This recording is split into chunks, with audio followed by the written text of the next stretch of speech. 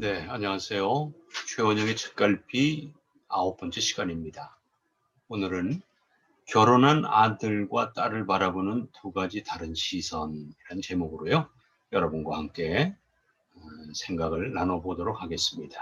사진은요, pixabay.com에서 제공된 것을 제가 유용하게 잘 썼습니다.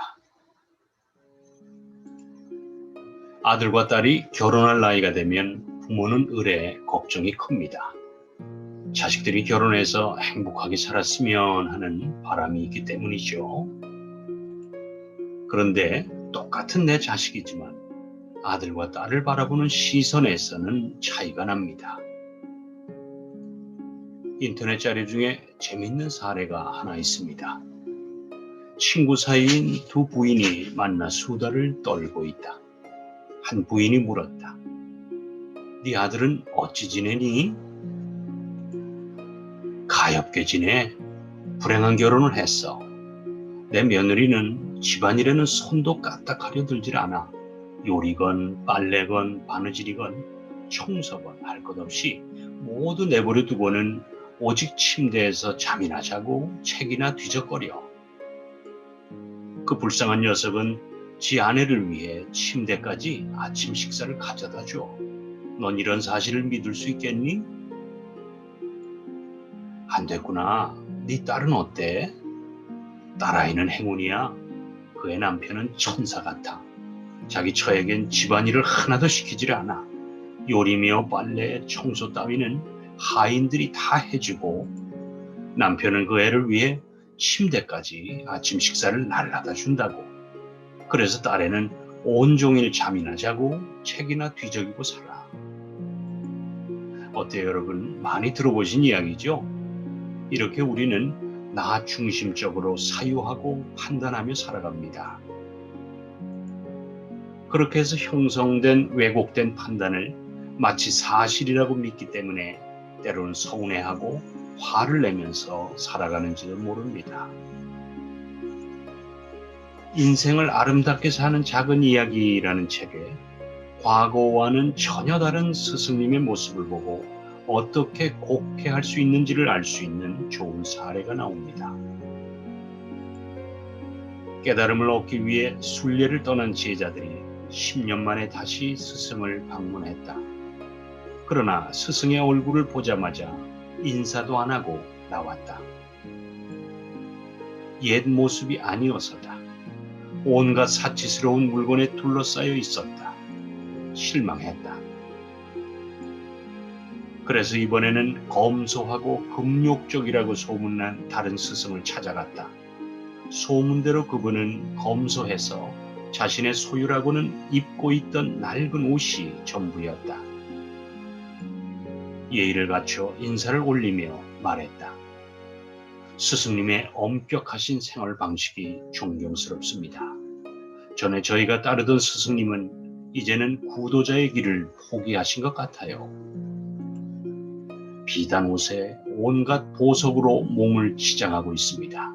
아마 세상의 유혹에 넘어가신 것 같습니다. 이제 새로운 스승님의 가르침을 받으려 합니다. 저희를 받아주십시오. 스승이 말했다. 그대들 판단은 틀렸노라. 보석과 비단 옷이 무슨 상관이란 말이냐. 무슨 말씀인지 모르겠습니다. 비단 옷과 보석이 특별히 필요 없는 것이기에 그것을 추구하지 않는 것뿐이지 그런 것들 자체가 나쁜 것이기에 멀리하는 것은 아니지 않은가. 그것은 우리 구도자들에게 싸워서 이겨야 할 적도 아니고 없애버려야 할 무서운 물건도 아니다. 그저 보석은 보석이고 비단 옷은 비단 옷일 뿐이다. 다만 그것 때문에 진리를 깨우치는 마음이 흔들리는 것을 경계할 뿐이다. 그것 때문에 마음이 흔들리지 않는다면 사치스러운 물건에 둘러싸여 있거나 아니거나 아무런 상관이 없다는 뜻이다. 너희가 따르던 그분은 사치스러운 물품에 둘러싸여 있어도 영향을 조금도 받지 않기 때문이 아니겠는가? 마찬가지로 내가 이렇게 엄격하고 금욕적인 것은 내가 이런 삶을 살아야만 그런 것에 영향을 받지 않기 때문이다. 그대들은 내가 슬퍼하는 이유를 이제 알겠는가? 맞습니다. 비싼 차를 가지고 있다고 해서, 명품 옷을 입고 다닌다고 해서 그 사람이 허영에 들뜬 사람이라고 미리 판단해서는 안 됩니다.